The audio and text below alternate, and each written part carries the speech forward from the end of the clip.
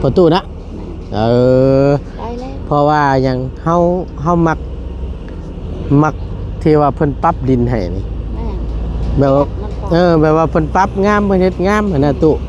เฮาแล้วก็ราคามันก็บ่แพงหั่นนะเฮาก็ได้ว่าถ้าสมมุติว่าให้จ้างเรานี่ไปไทยให้ตัวที่ว่าจะปลูกข้าวปลูกกล้วยนะเพิ่นเบิ่งช่วงสิเพิ่นเช็ดในคักหั่นน่ะตู้เบิ่งช่วงไผก็ยองได้มันนะมีแต่ตะวันนี่มีแต่ผู้เดียวนี่มันเฮ็ดโอ้โหคักยอมรับเด้อบ่ต่ำกว่า4-5 เมตรบ่ตูนว่าคำบ่กลัวโอ้จนวิดหัววะลังเฮือนนั่นนี่ใหญ่เนาะเบิ่งพี่น้องเอ้ยเพิ่นปาดลงนะ5 ล้านเบิ่งนี่เบิ่งตะพังมันน่ะสุดยอดเลยแล้วแปลงให้คักก็ดีพี่น้องเมื่อวานเนี่ยยอมรับเลยจนมืดเนาะใส่กันเลยมันมืดแล้วเจอแล้วหันทางขึ้นนี่ขึ้นสวน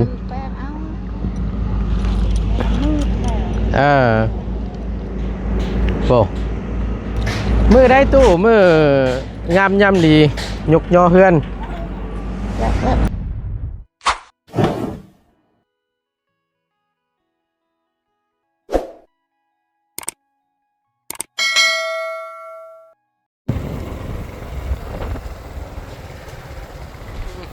อ๋อเปิดเอานี่บ่ถมนี่บ่อึ๊บโอ้เสิร์ฟมันสูงเนาะฮึบโอเคพี่น้องเลยเนาะฮอดแล้วเนาะบรรยากาศช่วงสวยๆได้นิดนึงเนาะพี่น้องเนาะตกใจเบิดพี่น้องเลยนึกว่าอันนั้นนึกว่ารถแมคโครเพิ่นมาอันจกล่องน้ำให้กับน้องเพิ่นบ่หรือว่าจังใดฮะนะเพราะว่านี่แหละตรงนี้แหละพี่น้องตรงหน้าทางนี่ถ้าว่าสิลันต้องอีกก็บ่ได้เพราะว่ามันสิไปถมร่องน้ำนะพี่น้องนอกจากว่าวางท่อคือทางเข้าเฮือนพอน้องแต่งจริงเนาะวางให้น้ำมันไหลสะดวกสบายนะพี่น้องคืออยู่หม่องนี้ทางชั้นนี่บ่มีทางไปเด้นี่คือจังซี่วางท่อแล้วก็จังค่อยเอาดินมาถมให้มันเสมอกับตัวนี้แหละมันก็สะดวกสบายนะพี่น้องเนาะเอานี่ก็เพิ่นกำลังปรับปรุงหรือว่าเกี่ยมเนาะเสริมทับถนนหนทางอยู่แคมๆนี้พี่น้องเพราะมันยังบ่สูงเนาะหรือว่ามันยังบ่เต็มรูปแบบเพิ่นว่าซั่นซะเนาะเอามาเบิ่งกันอีกรอบนึงพี่น้องเนาะที่ของน้องของมีหลังจากที่เพิ่นปรับแล้วเสร็จสิ้นเป็นที่เรียบร้อยเนาะคือว่ากว้างพี่น้องใหญ่งามแฮงอยู่หม่องนี้โอ้งามเนาะแต่ว่าอยู่หม่องนี้นั่นที่เอานื่นๆขึ้นไปนะพี่น้องโมเมนต์ยังโมเมนต์เราเพิ่นปรับบ่ได้อยู่ตรงหน้าประตูนี่ปรับได้อยู่แต่ว่ามันญาติมันติดเพิ่นพังสายไฟพี่น้องอยู่เชิงตรงประตูนี่เพิ่นพังสายไฟเลาะลงไปนี่ถ้าว่าสิลั่นลงไปอีกปัญญามันติดสายไฟจังซี่นะเพิ่นก็เลยเอาให้ได้ซำนี้เนาะแต่จริงมันนั่นเพิ่นสิเอาให้มันแบบที่แหละแสมันสิมือกับตัวนี้แล้วลั่นลงมาแล้วตกไปเลยเห็นนะแต่ว่ามันยันถึกสายไฟเพิ่นก็ได้เอาซำนี้แล้วก็พอดีเฮ็ดทางขึ้นชวนเลยเฮ็ดสลบขึ้นไปนะพี่น้องเนาะเอาเบิ่งน้ำกันอีกรอบนึงถือว่าพื้นที่เนาะงามพี่น้องคักละ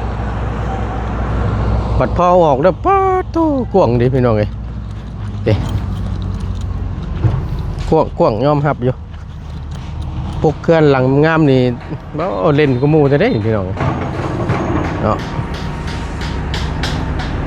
เอาก่อนอื่นพี่น้องกราบทักทายสบายดีและสวัสดีเด้อพี่น้องเด้อสบายดีกันเบิดสู่คู่สู่คนเนาะพบเจอกันช่วงสวยๆแน่นิดนึงเนาะมาอัปเดตเบิ่งอีกรอบนึงพี่น้องดิน เดี๋ยวว่าหม่องที่จะปลุกเขื่อนปลุกชันโอ้ตายโอ้ยหมื่นพี่น้อง พระราชโอ้ยเหยียบมันพระราชมันเลยดีหม่องที่จะยกย่อเฮือนเนาะของน้องของมีเพิ่นสิเอาอยู่หม่องนี้พี่น้องหม่องนี่ตรงนี้ล่ะมันสิเป็นฐานแน่นกว่าหมู่หั่นนะเพราะว่าช่วงที่เรือนะแม่น มีแต่ดินเฮาหลั่นทั้งนี้ลงไปซื่อๆเนาะไปถมไว้อยู่พุ่นมันบ่เจ็บคักปานใดเนาะถ้าว่าผ่านไปได้ปีนึงแล้วพาลงฝนตกใส่มันแน่นหนามันเจ็บแม่นโอเคพี่น้องก็สามารถปลูกได้แถวนั้นก็ได้เนาะแต่ว่าถ้าว่าจะยกย่อปลูกณตอนนี้แต่อยู่แถวบริเวณตรงนั้นนี่บ่ตุนกับบ่เห็นดีนะพี่น้องเพราะว่า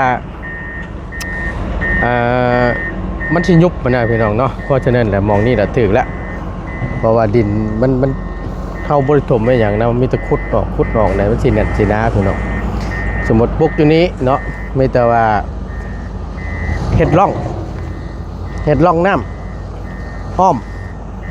ให้มันลงไปทางนั้นก็ได้เพราะว่าขึ้นมานี่ลงนี่ก็ได้เนาะถ้าว่าบ่เฮ็ดร่องน้ำนั่นบ่ได้พี่น้อง มันนี่แหละน้ำมันสิไหลลงมาแต่นี่มันสิไหลเข้าเฮือนแล้วมันสิเปื้อนนะเนาะเพราะฉะนั้นน่ะแปลงร่องน้ำหาทิศทางให้เพิ่นไปมันจังสิสะอาดจังซี่นะเนาะฮะกินอีกน้อยว่าอยู่กินลาเบนเดอร์กลุ่มๆอยู่ตั้งไปตู่เรามาชวนขี่ลานเลยโอ้ยเนาะประเทศอย่างเด้เนาะใช่น้องกองมีไปตั้งได้น่ะฮะ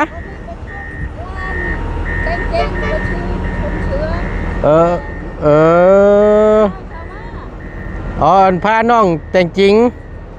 ไปใช้แลนเวียดบ่ไปชื่ออยู่ใช้น่ะไปชื่อใช้แลนเวียดบ่โอ้ไปชื่อสุดโอเคเนาะอันนั้นประเทศยังน่ะตุ๊ประเทศยังนั่น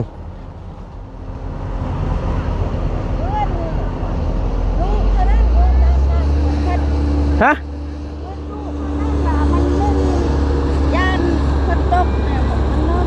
เพื่อนลูกชายเจ้าบ่อันผู้ที่ว่าอันเพิ่นไปช่วยเฮ็ดเทือนพ่อน้องเจดีนี่บ่แม่นบ่อ้ายเราคนนั้นบ่อ๋อลูกไปตู้นี้ลูกกกค่ะแม่เลี้ยงพอเลี้ยงลูกกกบ่พอนี่น้องอ๋อลูกกกของแม่ตู้นี่พ่อต้องเลี้ยงคนที่สองนะแม่นอ้ายอันผู้เพิ่นในเทือนนี้โอ้คนที่3ไผซะคนแม่เจดีเต็งแม่เจดีคนที่3นี่แม่นน้องเจดีคนที่4ที่เต็งจริงคนที่4แม่น้องแต่งจริงสันบ่ที่5ก็กองมีคนที่5กองมีลูกลาคนที่6ลูกชายแม่ตู้เนาะ5คน6คนพอดีย่านพ่นตกหัวหมดชังกะสีหมดหัวเปียกหมดดูก็ได้อันเฮือนเก่าแล้วตัวลุ่มมันบ่มันหัวบ่ตุเฮือนเฮาเฮือนเก่าคอยเฮาอยู่บนหัวเฮ็ดกินน่ะหัวคือกันบ่เจ้ากะบ่ลูกเฮาได้เมียก็เอาเฮือนครัวเฮานี้ไปตั้งอยู่พุ่น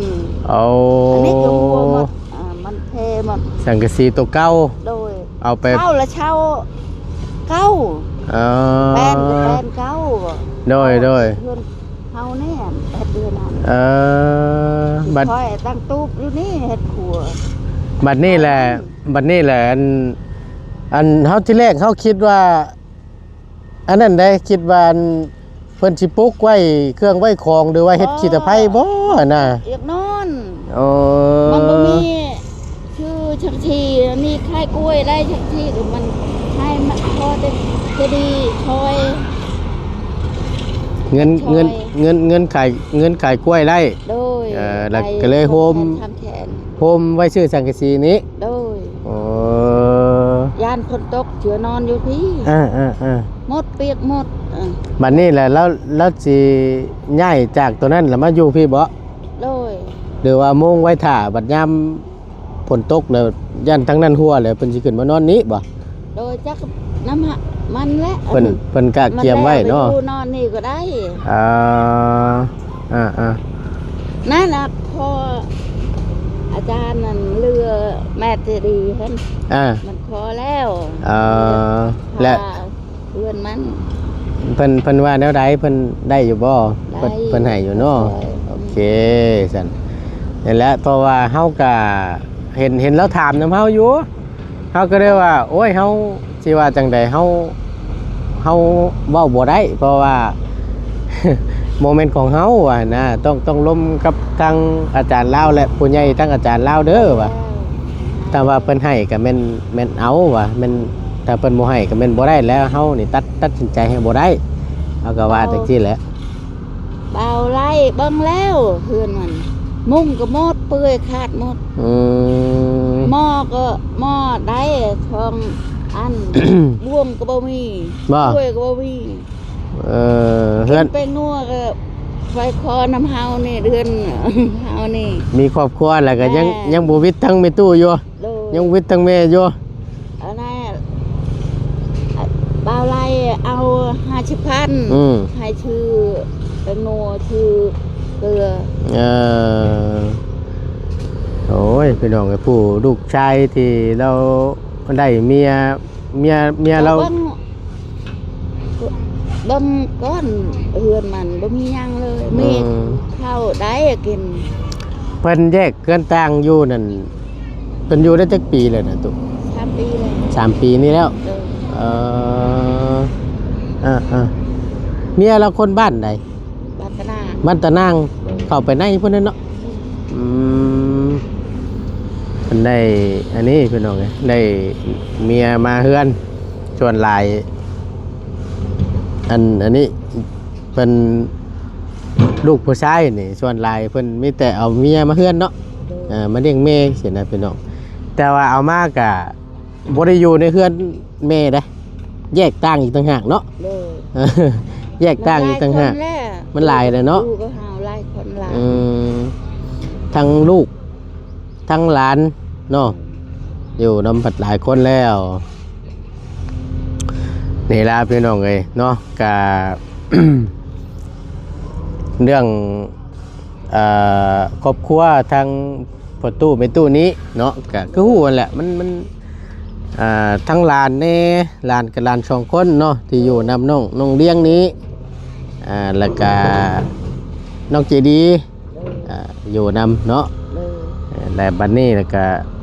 นี่แหละพอได้เบิ่ง1ข้าว1น้ำสุกินเนาะกับน้องกองมีหันพี่น้องไงหลักๆลูกชายหลานเรากับพูดเราไปอันนั้นไปเผาโรงงานอยู่โรงงานพุ่นแหละกาเฮงคือหู้ละพี่น้องไงมันกับบริเพงปันใดเนาะแต่กับใครกูอยู่ซื่อๆคือว่าและไปเผาซื่อๆดอกบริเวณยังดอกพี่น้องมันจะออกแล้วมันไปน้ำลูเลยอยากไปเป็นมือกล้องให้ลูกเพิ่มบ่แม่ให้มันไปแล้วอยู่แล้วมันติดเข่าเนี่ยติดไผติดมูมันที่ว่าจังได้ตู่เฮ็ดได้ซะมันเดี๋ยวนี้แหละมันวัยรุ่นผู้ชายนี่มันเว้าไปอยากไปเบิ่งครับมันก็บ่ได้มีหยังหลายดอกเป็นมือกล้องมดไปแม่นอยู่น่ะบ่ฮู้หยังอยู่เฮือนน่ะบ่ฮู้หยังบ่ฮอดไทยไปไปกับลูกนี่ก็ฮู้หมดมันก็ฮู้นั่นคือจบแล้วเนี่ยพอเรียนก็เป็นชื่อแบบนี้มันเลยเรียนนี่ค่อยเว้าก็เว้าหลายดูลูกไผค่อยบอกเจ้าอยากให้ ให้ลูกไปเบิ่งเพื่อนมัน นั่ นั่นเอาอะไรไปเบิ่งเพื่อน อย่าให้ไปทายเบิ่งแหน่สิบ่ เพื่อผู้ใหญ่เพิ่นชดช่วยได้เนาะเอาพี่น้อง บ้าน เนาะ แม่เราเที่ยง ด้อย ได้คืนนักเรียนบางทีบาง อ้อมๆเนาะเชื่อได้ไหลเนาะตุเนาะนี่แหละคอยหาไปนี่แหละคอยหาคอยเก็บไปนี่แหละมีแต่ลูกแต่เต้าหั่นแหละเบิ่ง มีแต่ลูก มีแต่ลูกแต่เต้าลูกหลานแหละเบิ่งแยงเพราะว่าเฮาน่ะมันเบิดแท้งแล้วตัวเอ้ยเฒ่าโอ้ได้เฮ็ดได้เนาะ กินก็บ่ไล่ให้ไปตักกระเฮ็ดอันมาเฮ็ดแล้วบ่มีไผเฮ็ดกระเฮ็ดเฮ็ดก็กองมีนั้น คือว่าได้เนาะมีแต่ของมีและหลักๆก็ได้พี่น้องคือเห็นแหละบางเทื่อก็ทั้งมันทั้งกล้วยทั้งอันนั้นป้าตู้บ่แล้วก็เฮาถามเลยตุอันมื้อวานนี่ทั้งน้องของมีเพิ่นได้โอ้ลมให้อันนั้นอยู่บ่เนาะให้เพิ่นมาเบิ่งประเมินราคาอยู่บ่ที่ว่าจะไถปลูกข้าวหั่นนะยังอยู่บ่ทั้งน้องของมีเพิ่นมีเบอร์อยู่บ่ คนเกิดพอดดิ แม่นเบอร์เจ้าของรถไผได้ประตูนะได้แล้ว เพราะว่าอย่างเฮามักที่ว่าเพิ่นปรับดินให้นี่แบบว่าแบบว่าเพิ่นปรับงามเพิ่นเฮ็ดงามหั่นน่ะตุเฮาแล้วก็ราคามันก็บ่แพงหั่นนะเฮาก็ได้ว่าถ้าสมมุติว่าให้จ้างเรานี่ไปไทยให้ตัวที่ว่าจะปลูกข้าวปลูกกล้วยนะเพิ่นเบิ่งช่วงที่เพิ่นเช็ดในคักหั่นน่ะตุเบิ่งช่วงไผก็ยองได้มันนะ มีแต่ตะวันนี่ล่ะมีแต่ผู้เดียวนี่มันเฮ็ดโอ้โห คักยอมรับเด้อนี่แหละพี่น้องเอ้ยเอาผลงานเนาะเอาผลงานให้เบิ่งและบัดหน้าบูธงานคือสิแท้หลายคนมาไปกระท่วงว่างามเนาะหลายคนมาไปกระท่วงว่างามแล้วบัดนี้แหละมันสิบอกต่อๆกันแหละเพิ่นต้องถามหาเนาะไผเป็นคนปรับนี่คืองามแท้อยู่ไสอยากจ้างเด้นั่นแหละ ผู้ใดมันบ่ปรับดอกแม่น ฮอด10ล้านนี่ แม่นโอ้คำเอาก็คักนี่ แม่น ฮอดได้10 ฮอดได้ ล้าน10ปลายล้านนี่นะตู้เอ้ย โดย จะเบิ่งโลดบาทนี่หลังจากที่เพิ่นปรับเพิ่นลันดินออกเนาะความสูงมันน่ะพี่น้องเอ้ยนี่เดี๋ยวบ่ตูนสิย่างอ้อมให้เบิ่งนํกันเนาะไปมาเลาะเบิ่งอีกครอบหนึงก็ได้เดี๋ยวพาทาง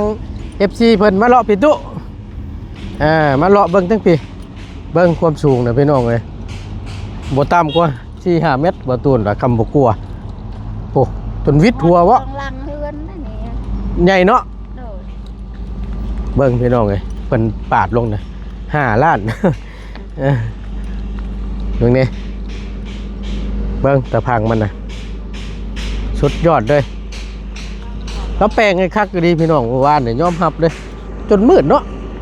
อันนี้ก็ ใส่กันนะ มันมืดแล้วแต่ละหัน ทางขึ้นนี่ขึ้นสวน แปลงเอามืดแล้ว โอ้คัก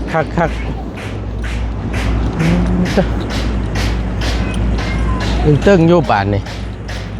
มือได้ตู้มืองามยำดียกยอเฮือน แล้วก็เขาเลือกพอ อ๋อยังบ่ทันได้ว่าเนาะโอเคกินข้าวแล้วบ่มื้อนี้ กินแล้ว ได้ยังกิน ข้าวเป็นคนเนื้อ กินกับปุ้นกับปุ้นเมื่อคืนนี่บ่อ๋อวันเกิดพี่น้องไงวันเกิดนั่นน้องเลี้ยงเมื่อคืนนี่ก็ได้เนาะก็ถือว่าผ่านพ้นไปเป็นที่เรียบร้อยเนาะครบ13 ปีทางกีฬาเพิ่นก็ได้พอดีมีทั้งผู้ใหญ่ทั้งลูกเพิ่มพี่น้องไงจัดงานมันเกิดให้เนาะก็ทั้งหมดตูนก็มาร่วมยินดีน้ำน้องเพิ่นอ๋อนี่บ่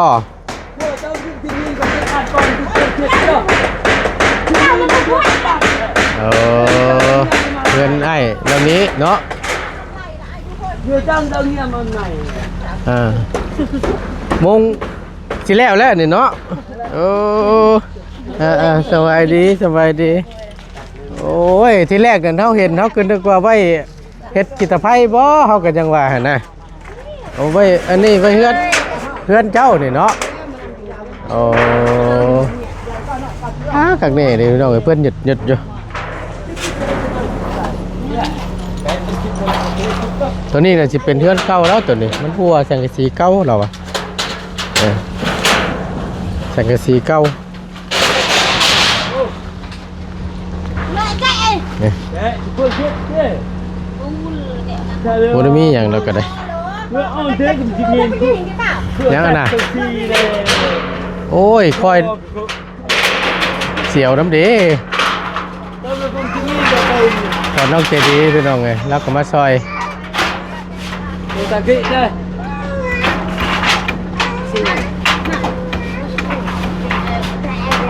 กล้าเอาเลยบ่น่ะกล้าเอาเลยว้าดาวจักแผ่นน่ะทั้งเบิดน่ะ Tôi đi một phen ข้างหนึง6แผ่นโอ้รวมแล้ว12เนาะ Thưa để một phen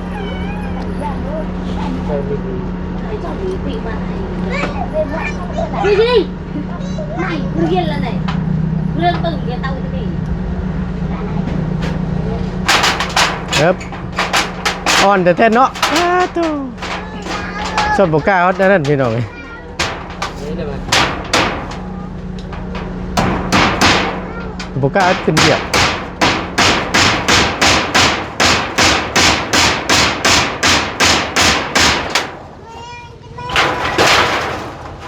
แล้วนี่แม่นขึ้นมานอนได้บ่นี่ Non lên đấy ตัวเก่าได้ซะ Cao nè hết kín เอาไว้เฮ็ดเทือนครัวมันหัวเนาะยามฝนนั่นอยู่ยากลำบากคือว่าหั่นแหละ Nhà con gian may tôi đi lộn nè เอากกไม้ตัวนี้บ่เนาะอันตรายอยู่เด้นี่ Mà gian lộn mình tay nó ở đây chữ huyền โอ้ลงนี่เรียบร้อยเลยเด้อนี่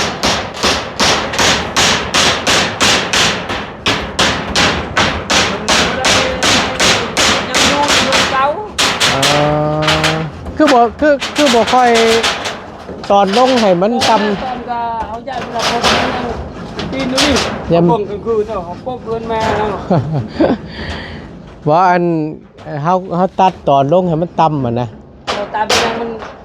tay thương mà là lùm hàng เอ่อ Thì ô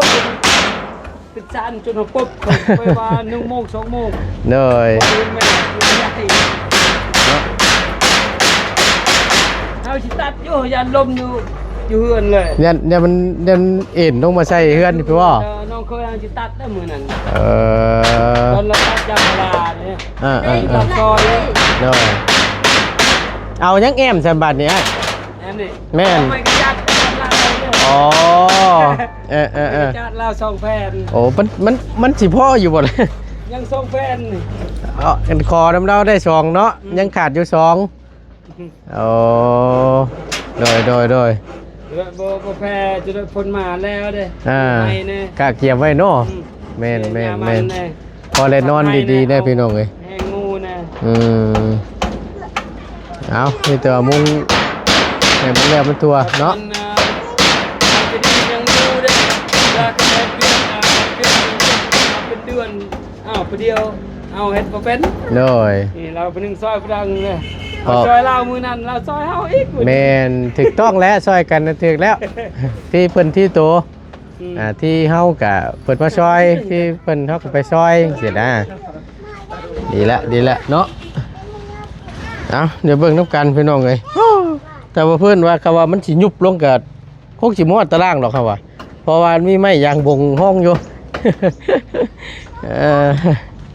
อันนี้ก็สิเป็นเนื้อหลังเก่าเนาะพี่น้องเนาะก็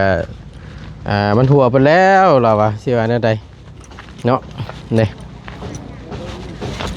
น่ะเนาะเอาเนาะก็มีแต่ว่านี่แหละ ลูกชายของแม่ตู้เนาะ เพิ่นได้มีครอบมีครัวเดี๋ยวก็ได้มายกย่ออยู่นี้พี่น้องเอ้ยก็สิว่านะเฮ็ดเฮือนเฮ็ดชาติออกขึ้นตั้งนั่นแหละว่าซั่นซะเนาะโอเคพี่น้องเอ้ยทั้งบ่ตุนขอลำลาก่อนเนาะถือว่าพาทาง FC เบิ่งชมนํกันในบรรยากาศช่วงช่วยๆเนาะหลังจากที่เพิ่นปรับเป็นอย่างแล้วเรียบร้อยเมื่อคืนนี่ก็ทั้งบ่ตุนก็